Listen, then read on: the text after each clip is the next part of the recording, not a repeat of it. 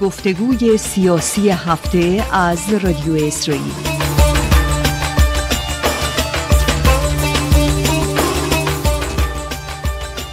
در آستانه سال نو ایرانی، پرزیدنت شیمون پرس رئیس جمهوری دبیران و تهیه کنندگان برنامه‌های فارسی رادیو اسرائیل را به حضور پذیرفتند و در پیام ویژه‌ای خطاب به ملت ایران فرارسیدن نوروز فرخنده را به ایرانیان شادباش گفتند.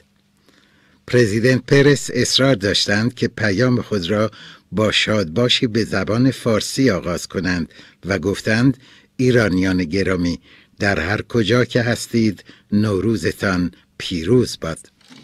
ایرانیانا گرامی، در هر کجا که هستید نوروزتان پیروز باد. صدای رئیس جمهوری اسرائیل است که میگوید: ایرانیان گرامی، در هر کجا که هستید نوروزتان پیروز باد، به زبان فارسی و با کلام پرزیدنت پرس رئیس جمهوری اسرائیل. ایشان در آغاز کلام خود و در پاسخ به سپاس ما که حاضر شدند به مناسبت نوروز فرخنده با ایرانیان سخن بگویند، خطاب به ایشان گفتیم: در آستانه نوروز بسیار مایل هستیم که از خاطرات شخصی خیش در مورد ایران سخن بگویید. ما آگاهی داریم که مقام ریاست جمهوری در ظرف بیش از 60 سال فعالیت اجتماعی خیش با مسائل مربوط به ایران نیز ارتباط تنگاتنگی داشتند. پرزیدنت شیمون پرس در آغاز سخنان خود گفتند: העם האיראני הוא עם דגול בעל היסטוריה מפוארת בתולדות העמים.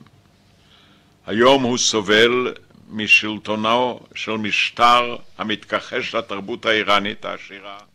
پرزیدنت پرس است که میگوید ملت ایران ملت بزرگ و فرهیخته است که جایگاهی والا در تاریخ ملت‌های جهان دارد، ولی امروز ایرانیان از رژیم رنج میبرند که تاریخ پرشکوه ایران زمین را انکار میکند و میکوشد فرهنگ بیگانه و شیوه واپس گرایانه‌ای از زندگی بر مردم ایران تحمیل کند.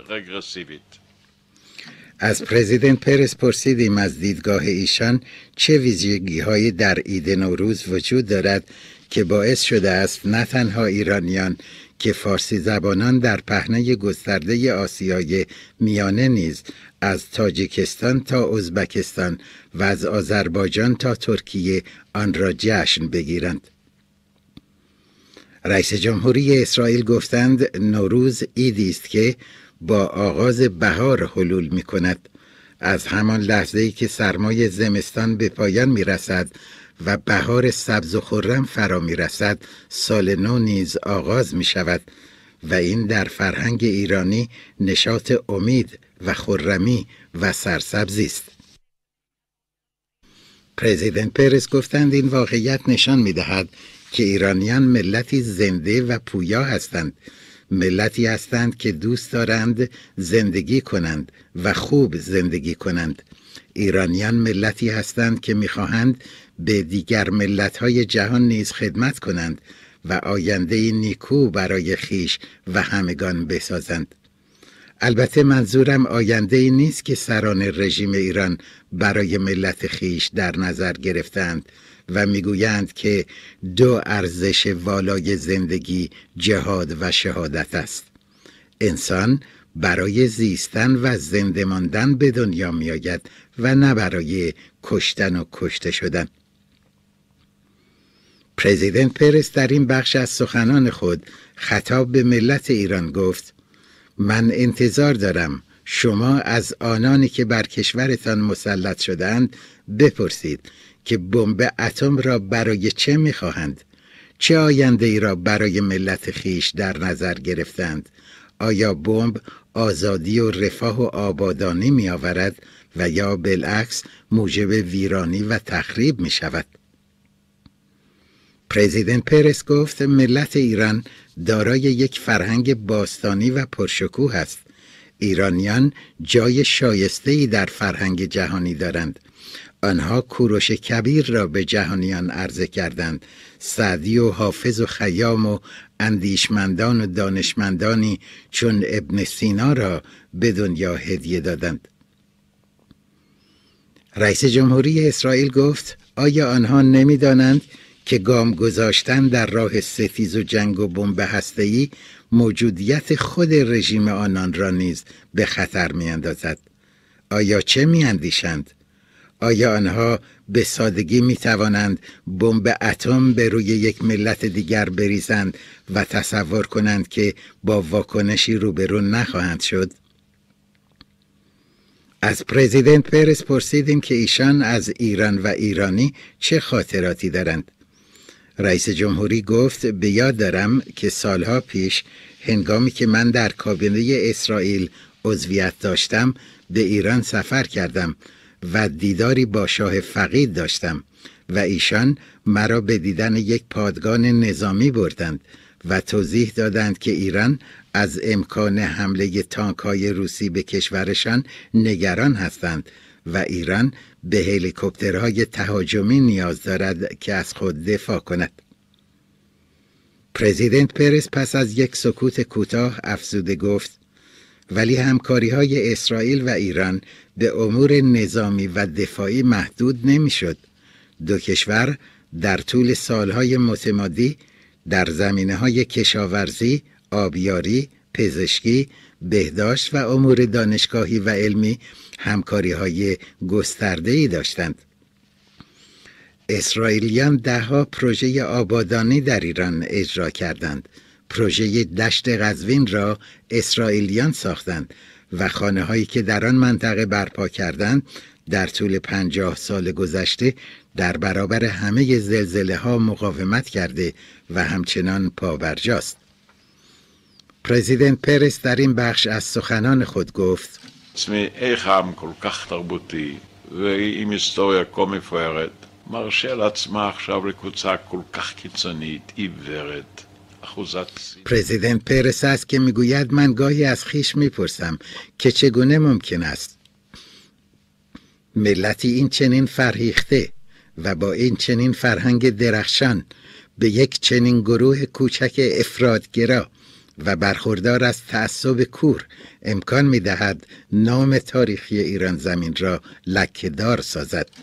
לבייש את השם ההיסטורי שלה. איך איראן שפעם و می‌پرسد چگونه ممکن است که سرزمین ایران که روزگاری محبوب ملت‌های بسیاری از کشورهای جهان بوده امروز همه جهانیان را علیه خود می‌شوراند.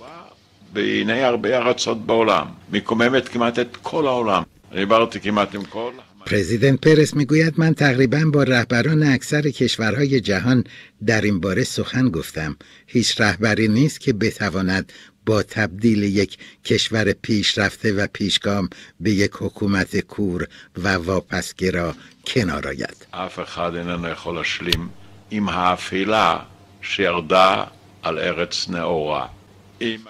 پرزیدنت پرس میگوید امروز ایرانیان با یک رژیم دیکتاتوری روبرو هستند که مفهوم آزادی را نمیداند، حکومتی که تنفر و ستیز را تبلیغ میکند و از کشتار و خونریزی سخن میگوید و ترور به راه میاندازد. תורה שידע מה זה חופש. עם השנאה והכללות והרצח בעיניים והטרור בשביל מה אלוהים?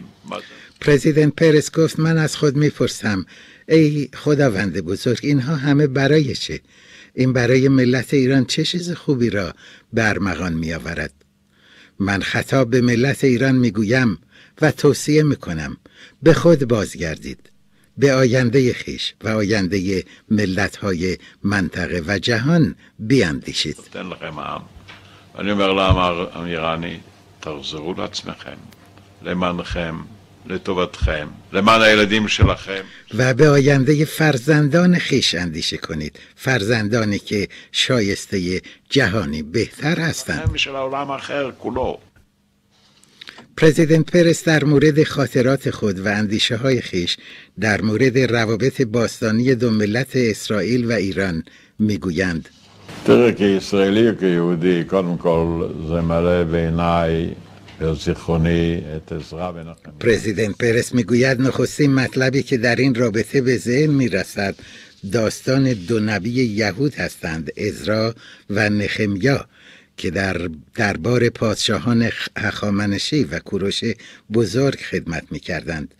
ایرانیان دارای یک تاریخ بسیار طولانی هستند، فرهنگی درخشان و پربار داشته و دارند. از میان ایرانیان دانشمندان و نوابغ و اهل ادب برخاستند و عمر خیام یکی از درخشانترین شاعران دوران نوجوانی من بوده است، همانند دیگر نوجوانان دوره خویش. משוררים וסופרים, ועומר חיים היה אחד המשוררים של ילדותי, כמו הרבה אחרים. پرزیدنت پرس در این بخش از سخنان خود گفت: بی تردید نخستین مطلبی که من به آن میاندیشم بزرگمنشی کوروش کبیر است. او پادشاهی بسیار فرزانه و حکیم بود، خدمات بسیار به ایران و به جهانیان کرد. کوروش به یک ملت کوچک چون ملت یهود امکان داد به خانه و سرزمین باستانی خیش بازگردد و به او کمک کرد تا سرزمین پدری را از نو بنا کند. چنین امری در تاریخ ملت‌های جهان سابقه ندارد. پرزیدنت پرس در این بخش از سخنان خود افزوده گفت: כמובן, הדבר הראשון שאני חושב על איראן זה תמיד על כורש.